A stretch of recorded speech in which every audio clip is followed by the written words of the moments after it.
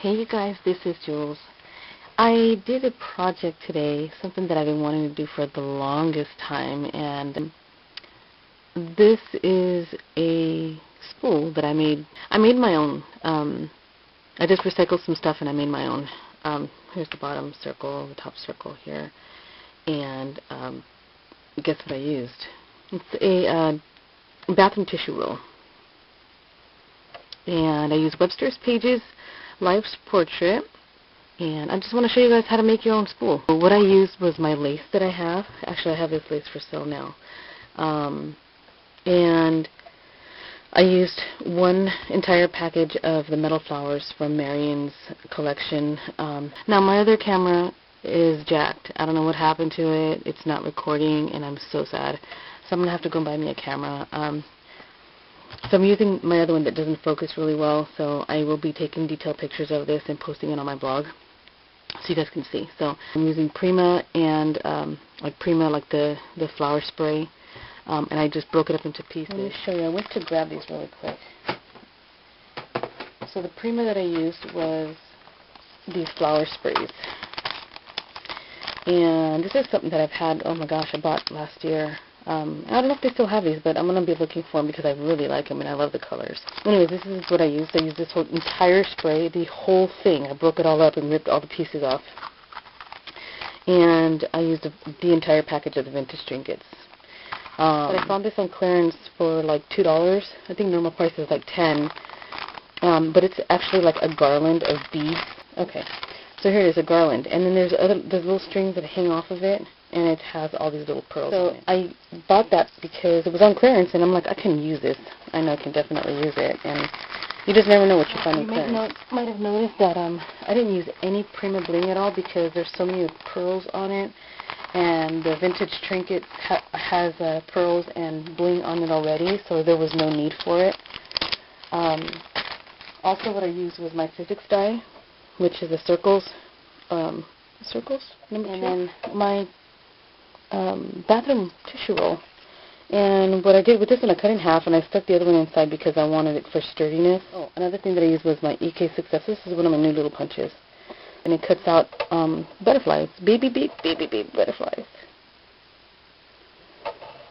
And so I cut out like, I don't know, 10. They're all over the place. I have one of the flowers up on top here. A butterfly there with some bling on the wings. A butterfly here. This paper from Webster's Pages has a butterfly already on it.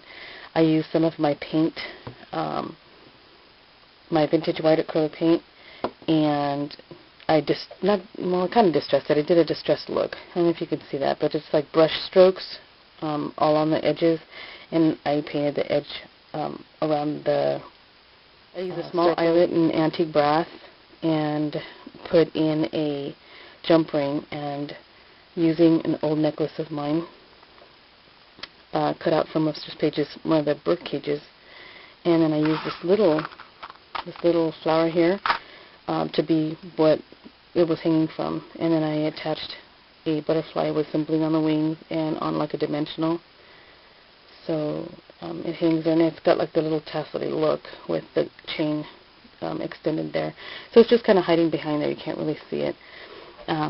So yeah, it just hangs like that.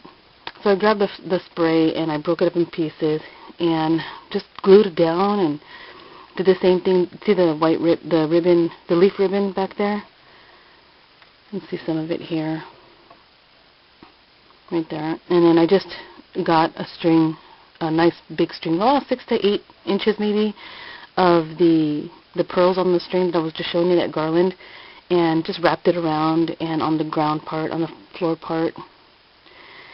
Cut that out of the Webster's Pages and did the dry paint thing on where it says Life's Portraits. Added some bling on there. And butterflies. There's butterflies everywhere. There's some back there, back there. So I just used a lot of hot glue and just tacked down, well, where the seam of the paper was, which is behind this spray. And so that's how I was able to hide it. And used other pieces of the spray and laid it down on the ground part. It's because it's got this extra lip you can see how it's kind of extended out more. And then I just use hot glue to attach these flowers here, and the vintage trinket charms here, and then one on top, and then this one here. That's it. And the lace, paper, paint, punch outs, the pearly garland, the Prima spray, bling, and that's it. I did cover the bottom, and I covered the bottom part of this top part because I want it to be completely covered. So let me show you how to cover your or make your spool. And yeah, that's basically all I'm going to show you, and then you can decorate it however you want. The one that I had already covered was this here, and I'm going to show you how to cover that. And one thing that you can use is, okay, again, your bathroom tissue rolls, you can use that, and your paper towel rolls, and then anything that came on maybe a poster or wrapping paper, like a roll of wrapping paper, those are a lot smaller, which is what this is, and what I cut this one off of. So there's a lot of different like paper dowels like this that you can use for this project. So, and you can, if you don't have the die, you guys, you can always buy chipboard or recycled cardboard and get something that's circular, like a bottle, draw it out and cut it out. And you know how you get marks, different cutting marks with scissors? Well, you can just kind of shave that off like that and clean it up that way. That's very easy to do. So, this is what you do. Now, I'm going to use this piece here to cover this roll. And the best way that I found is don't use snail glue or anything. You can use the liquid one if you want, but the hot glue works way better to me. It does leave it a little bit lumpy, but it holds way better. So this is what I did here. I just lined it up and eyeballed it to where this looks straight, and I just held it in place. Got some hot glue, and I'm just going to spread it, I guess, kind of thin, I guess, and quickly start pressing it down.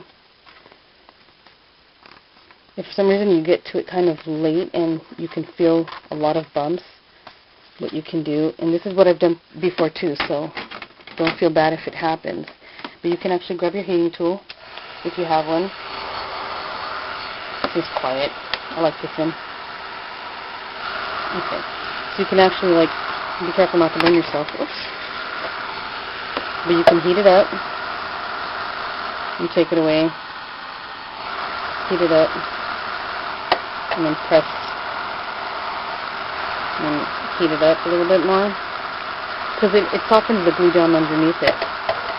And press it down. So there's a glue that I already had on here earlier, and I was like, oh, I gotta record it. So that, and I actually do this technique too. Let's say I place it on crooked, I heat it up and take it away, and then heat it up, and then I can almost pull it off. So I keep putting heat on it until it's like loose enough for me to pull it off.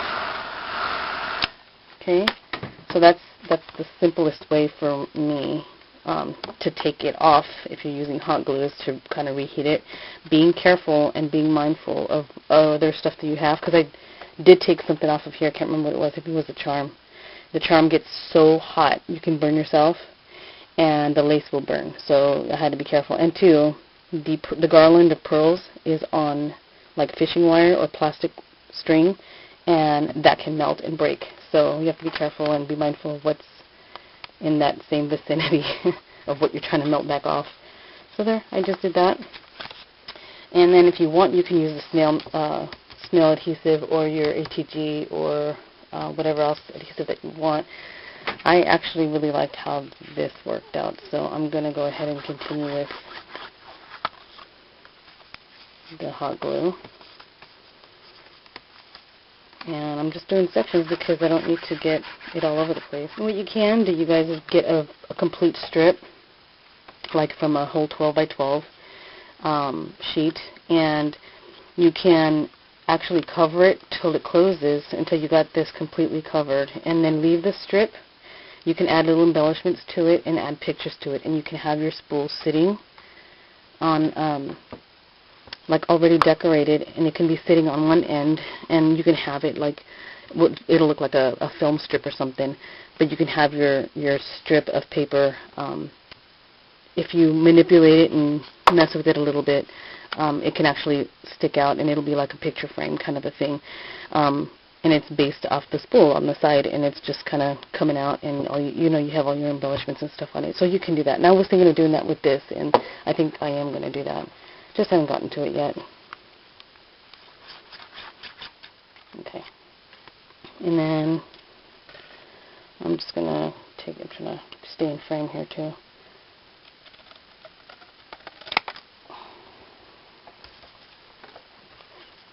Okay.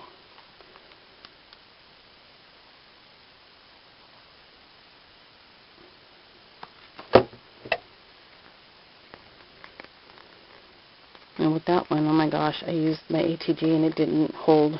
The Webster's Pages is like graphic 45 paper, so it's really thick. So I had to like mess with the paper and try and soften it, and then I actually peeled it up very carefully. I peeled it up, and then I went ahead and just used my hot glue because the hot glue worked way better for me. So there's that. So now you have this part that's covered. And you can use this one if you want, and that'll cover it this way. You see that? It's your covered spool. Or if you want to go with a smaller outside lip like this one, you can cover these, and it'll still cover it, but it won't have a big lip. And I like the actual, like, it leaves what looks like a kind of a platform, so you can actually lay things down on it. And I actually like that better. But for this video, since I already covered these and you guys didn't see, I'm going to go ahead and cover these. So all you do is, and I do use my glossy accents because it worked perfect for me for this project. Now you want to choose maybe which one you want. I'm going to use the other side, which is the yellow side. I was using this actually to press it down.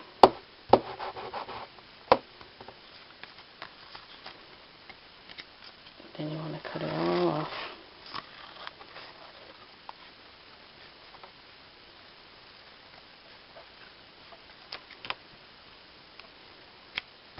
Be careful when you do that, please. And when you take, now I've showed this before in an older video, how to cover your chipboard, like for your mini album. Same thing. This is what I did with that too. And you want to use your, like an emery board, which works better. You can use your craft knife too, but this leaves such a cleaner cut. I love it. At an angle, you want to go up, like onto the paper. I'll go this way. And at an angle this way, because if you go this way, you can rip this side. Your chipboard is in layers, so you don't want to do that. I'm going to go at an angle. You see how it's already cutting it off? I'm going to use this one here. Oh, I didn't. I thought I had two of the green and... What a dork. Okay. I think I'll use that for that side and probably that for that side. I think that's a cute look. There's a dry paint technique they can use with acrylic paints. Oh, sorry. Use that upside down. The dry paint technique is using a drier brush. And you might not see too well on this camera, but hope you can get the gist of it. I'm just going to paint the edges a little bit. Nothing even. Well, on the other one, I was just tapping. So if you have a sponge brush, you know, the little foam brushes, you can do this too. Or use that to do this. So you want to have your brush kind of dry so that the paint is not too wet when you apply it. So you can get like these little stroke marks. You see that? A little bit. So this is more of a shabby chic look. with the dry paint look on there. Just going to throw a few stroke marks in there. Okay. Let that focus. Do the same thing to this one. And the other reason why I do this is because, too, I want to get the edges painted. I don't want the brown chipboard showing. I don't like it. It's up to you, though, what you want. So there. It's all painted up there. And then I also go here and do the same thing. Just random brush strokes. Oops, I'm going to be flicking the paint over there.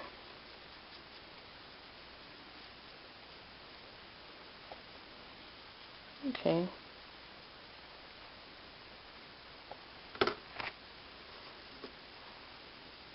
Now that I have that painted, and it dries pretty fast because it's very thin. A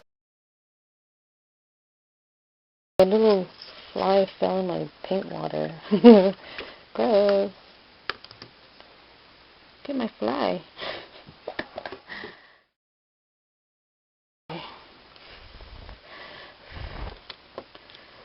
It's still kind of wet, but let's do this thing. Okay, so now I wanted to have, is it the green that way? Okay, I want that one on top and that one on the bottom. So what I did is just add hot glue to the bottom, kind of fast because it dries fast. And yeah, it'll squish out of the edges, but you'll cover it with stuff, right? And I'm going to eyeball it. And you kind of have to be fast because it's going to dry. And then